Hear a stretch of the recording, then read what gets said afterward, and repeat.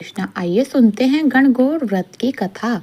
गणगौर का व्रत विशेष करके चैत्र मास शुक्ल पक्ष की तृतीया तिथि के दिन मनाया जाता है। इस व्रत की शुरुआत वैसे होली के दिन से ही मानी गई है। कई जगहों पर 16 दिन तक यह व्रत चलता है और कई जगह पर 18 दिन तक यह व्रत चलता है। इस दिन विशेष प्रकार से महिलाएं बालू और मिट्टी से ईश्वर और गौरी जी की प्रतिमा बनाती हैं और उनका श्रृंगार करती हैं। फिर विधि विधान से उनकी पूजा करने के बाद लोक गीत का गायन करती हैं, साथ ही कथा आदि श्रवण करती हैं। इससे सुख सौभाग्य आदि में वृद्धि होती है। सौभाग्यवती स्त्री का सुहाग अटल होता है और कुमारी कन्याओं को मनवांचित वर की प्राप्ति होती है। इस दिन विशेष प्रकार से ईश्वर के रूप में भगवान शिव जी का और गौरा के रूप में माता पार्वती का पूजन किया जाता है। तो आइए सुनते हैं गणगौर व्रत की कथा। तो बोलिए प्रेम से भगवान भोलेनाथ की जय, माता पार्वती की जय, सभी देवी देवता की जय। एक बार भगवान शंकर तथा माता पार्वती जी नारद जी के साथ भ्रमण पर निकले। चलते चलते वे चैत्र शुक्ल पक्ष तिथि के दिन एक गांव में पहुंच गए। उनको आगमन का समाचार सुनकर गांव की श्रेष्ठ कुलीन स्त्रियां उनके स्वागत के लिए स्वादिष्ट भोजन बनाने लगी। भोजन बनाते उन्हें काफी विलंब हो गया, किंतु साधारण कुल की स्त्रियां श्रेष्ठ कुल की स्त्रियों से पहले ही थालियों में हल्दी तथा अक्षत लेकर पूजन हेतु पहुंची। पार्वती जी ने उनके पूजा भाव को स्वीकार करके सारा सुहाग रस उनके ऊपर छिड़क दिया। वे अटल सुहाग प्राप्ति का वरदान पाकर लौटी। तत्पश्चात उच्च कुल की स्त्रियां अनेक प्रकार के पकवान लेकर गौरी जी और शंकर जी की पूजा करने पहुंची। सोने चांदी से निर्मित उनकी थालियों में विभिन्न प्रकार के पदार्थ थे। उन स्त्रियों को देखकर भगवान शंकर ने पार्वती जी से कहा कि तुमने सारा सुहाग रस तो साधारण कुल की स्त्रियों को ही दे दिया, अब इन्हें क्या दोगी? पार्वती जी ने फिर उत्तर दिया कि हे प्राणनाथ, आप इसकी चिंता मत कीजिए। उन स्त्रियों को मैंने केवल ऊपरी पदार्थ से बना रस दिया है, इसलिए उनका रस धोती से रहेगा। परंतु मैं इन उच्च कुल की स्त्रियों को अपनी उंगली चीर कर अपने रक्त का सुहागर रस दूंगी। यह सुहाग रस जिनके भाग्य में पड़ेगा वह तन मन और मुझ जैसी सौभाग्यवती हो जाएंगी। जब स्त्रियों ने पूजा समाप्त की तब पार्वती जी ने अपनी उंगली चीरकर उन पर छिड़क दी। जिस पर जैसे छींटा पड़ा उसने वैसा ही सुहाग पा लिया। तत्पश्चात भगवान शिव की आज्ञा से पार्वती जी ने नंदी तट पर स्नान किया और बालू की शिव मूर्ति बनाकर पूजा करने लगी। पूजन के बाद बालू के पकवान बनाकर शिव जी को भोग लगाया। प्रदक्षिण करके नदी तट के मंदिर मिट्टी के माथे पर तिलक लगाया। 2 कण बालू का भोग लगाया। इतना सब करते करते पार्वती जी को काफी समय लग गया।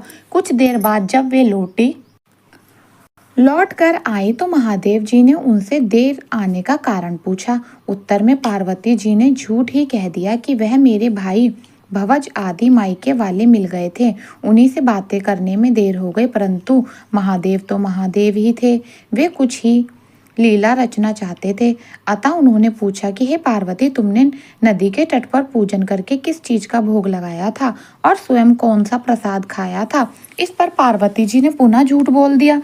मेरी भवज ने मुझे दूध भात खिलाए, उसे खाकर मैं सीधे यहाँ चली आ रही हूँ। यह सुनकर शिव जी भी दूध भात खाने के लालच में नदी के तट की ओर चल पड़े। पार्वती जी की दुविधा में पड़ गई। तब उन्होंने मौन भाव से भगवान शंकर का ही ध्यान किया और प्रार्थना की, हे प्रभु, यदि मैं आपकी अन्याय दासी हूँ तो आप इस समय मेरी लज्जा रखिए। यह प्रार्थना करती हुई पार्वती जी भगवान शिव के पीछे चलती रही। उन्हें दूर नदी के तट पर माया का महल दिखाई दिया। उस महल के भीतर पहुंचकर वे देखती हैं कि वहां शिव जी के साले तथा सहज आदि सब परिवार उपस्थित है। उन्होंने गौरी तथा शंकर का भवन स्वागत किया। वे दोनों ही वहां पर 2 दिन तक रहे। तीसरे दिन पार्वती जी ने शिव जी से चलने के लिए कहा, पर शिव जी तैयार न हुए। वे अभी और रुकना चाहते थे। तब पार्वती जी रूठकर अकेले ही चल दी। ऐसी हालत में भगवान शिव जी को पार्वती के साथ चलना ही पड़ा। नारद जी भी साथ साथ चल दिए। चलते चलते वे बहुत दूर निकल गए। उस समय भगवान सूर्य अपने धाम को ही पश्चिम की ओर पधार रहे थे। अचानक भगवान शंकर पार्वती जी से बोले, मैं तुम्हारे मायके में अपनी माला भूल आया हूँ। ठीक है, मैं ले आता हूँ। तब पार्वती जी ने कहा, आपको जाने की कोई जरूरत नहीं, मैं जाती हूँ। परंतु भगवान ने उन्हें जाने की आज्ञा ना दी और इस कार्य के लिए ब्रह्मपुत्र नारद जी को भेज दिया। परंतु वह पहुंचने पर नारद जी को कोई महल नजर न आया।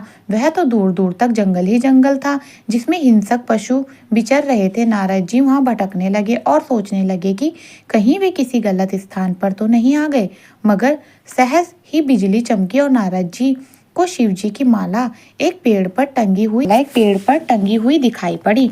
नारद जी की माला उतार ली और भगवान शिव जी के पास पहुंचकर वहां का सारा हाल बतलाया। शिव जी ने हंसकर कहा, नारद, यह सब पार्वती की ही लीला है।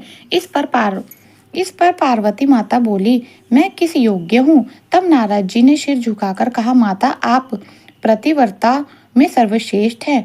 आप सौभाग्यवती समाज में आदि शक्ति हैं। यह सब आपकी प्रतिव्रता का ही प्रभाव है। संसार की स्त्रियां आपके नाम स्मरण मात्र से ही अटल सौभाग्य प्राप्त कर सकती हैं और समस्त सिद्धियों को बना तथा मिटा भी सकती हैं। तब आपके लिए यह कर्म कौन सी बड़ी बात है? हे महामाया, गोपनीय पूजा अधिक शक्तिशाली तथा सार्थक होती हैं। आपकी भावना तथा चमत्कार पूर्ण शक्ति को देखकर मुझे बहुत प्रसन्नता हुई है। मैं आशीर्वाद रूप में कहता हूँ कि जो स्त्रियां इस तरह गुप्त रूप से पति का पूजन करके मंगल कामना करेंगी, उन्हें महादेव की कृपा से दीर्घ आयु वाले पति और संग प्राप्त होगा।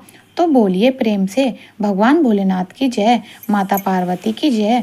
वैसे तो गणगौर पूजा पर्व जो कि 18 दिनों तक मनाया जाता है, लेकिन इस पर्व का मुख्य दिन चैत्र शुक्ल पक्ष की तृतीया तिथि यानी कि नवरात्रि का तीसरा दिन होता है। कई महिलाएं नवरात्रि के तीसरे दिन ही गणगौर पूजा मनाती हैं। इस दिन महिलाएं सुबह जल्दी उठकर स्नान आदि कर स्वच्छ वस्त्र धारण करके इसके बाद माता गौरी और शिव जी की पूजा करें और व्रत का संकल्प लें। फिर मिट्टी से ईश्वर यानी कि भगवान शिव और गौरा यानी कि माता पार्वती की प्रतिमा बनाएं और उनकी विधि विधान से स्थापना करके गणगौर का श्रृंगार जरूर करें। उन्हें सुंदर वस्त्र पहनाएं और अनेक प्रकार के श्रृंगार की वस्तु सभी प्रकार की अर्पित करें। इसके बाद गणगौर का गीत गाना चाहिए। फिर घर की किसी दीवार पर या फिर किसी पेपर पर 16-16 बिंदिया, रोली, मेहंदी और काजल लगाएं। फिर एक थाल में चांदी का सिक्का, दही, सुपारी, पान, धूप, गंगा जल आदि कुमकुम और दूर्वा डालकर सुहाग जल तैयार कर ले। फिर दूर्वा को हाथ में लेकर इस सुहाग जल को भगवान शिव और माता पार्वती यानी कि ईश्वर और गौरा पर छिड़कना चाहिए। 16 बार छिड़कने का विधान है। इसके बाद इस जल को घर के सदस्यों पर भी छिड़कें। इसके बाद भगवान शिव और माता पार्वती को चूरमे का भोग लगाएं। फिर गणगौर की कथा अवश्य ही सुननी चाहिए। फिर सामने गणगौर को पानी पिलाएं। इसके बाद सरोवर या कुंड में गणगौर की प्रतिमा को विसर्जन कर दें। कहीं कहीं जो कि अगले दिन विसर्जन किया जाता है। सभी जगह इस व्रत को मनाने की अपनी अपनी परंपरा है, तो सभी अपनी अपनी परंपराओं के अनुसार व्रत को धारण करें और मनाएं। तो बोलिए प्रेम से, भगवान भोलेनाथ की जय, माता पार्वती की जय, सर्व देवी देवता की जय। तो आशा करती हूँ यह जानकारी आपको अच्छी लगी होगी। इसी प्रकार से ज्ञानवर्धक जानकारी प्राप्त करते रहने के लिए, व्रत पूजा के बारे में जानने के लिए, कथा को सुनने के लिए चैनल पर अगर आप पहली बार आए हैं तो चैनल को लाल बटन दबाएं और सब्सक्राइब कर लें। साथ में बेल आइकन की घंटी को भी जरूर दबाएं ताकि वीडियो का नोटिफिकेशन आपको समय से मिल सके। राधे राधे।